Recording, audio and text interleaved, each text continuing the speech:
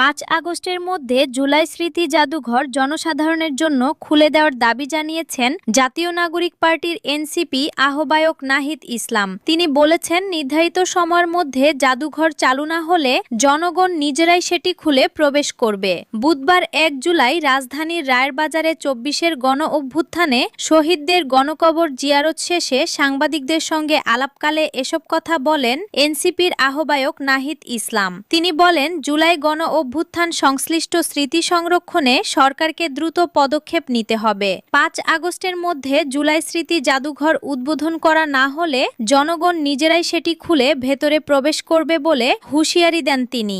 জুলাই হত্যাকাণ্ডের বিচার প্রসঙ্গে নাহিদ ইসলাম বলেন, মামলাগুলোর তদন্ত ও বিচার কাজ ধীরগতিতে এগোচ্ছে। এই প্রক্রিয়া আরও দ্রুত সম্পন্ন করতে হবে।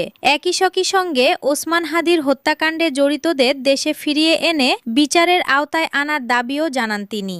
2026 থেকে 27 অর্থবছরের সদ্য পাশ হওয়া বাজেট জামায়াতে ইসলামীর প্রস্তাবিত ছায়া বাজেটের সঙ্গে অনেকটাই সামঞ্জস্যপূর্ণ হয়েছে বলে মন্তব্য করেছেন জাতীয় সংসদের বিরোধী দলীয় নেতা ও জামায়াতের আমির শফিকুর রহমান। বুধবার 1 জুলাই জাতীয় সংসদের এলডি হলে আয়োজিত বাজেট পরবর্তী মতবিনিময় সভায় তিনি এ মন্তব্য করেন। এ সময় জামায়াতের আমির বাজেটে প্রান্তিক ব্যবসায়ী ও মুদি দোকানের অগ্রিম কর, সাইকেলের যন্ত্রাংশে কর ছাড় সহ বিভিন্ন খাতে বিরোধী দলের প্রস্তাব বিবেচনায় নেওয়ায় সরকারকে ধন্যবাদ জানান। শফিকুর রহমান বলেন, 61টি প্রয়োজনীয় পণ্যে কর কমানো হয়েছে, কিন্তু এর প্রতিফলন যদি বাজারে দেখা না যায় তাহলে বুঝতে হবে এর সুফল ভোগ করবে শুধু সিন্ডিকেট। মতবিনিময় সভায় তিনি অতীতের সংসদ নির্বাচনের ইতিহাস তুলে ধরে সংসদে দায়িত্বশীল আচরণ করার আহ্বান জানান। তিনি আবারও জুলাই সনদ বাস্তবায়নের বিষয়ে জামায়াতের অবস্থান স্পষ্ট করে বলেন, এ ইস্যুতে আন্দোলন অব্যাহত থাকবে। জুলাই সনদ বাস্তবায়নের প্রশ্নে জামায়াত জাতির কাছে ওয়াদাবদ্ধ।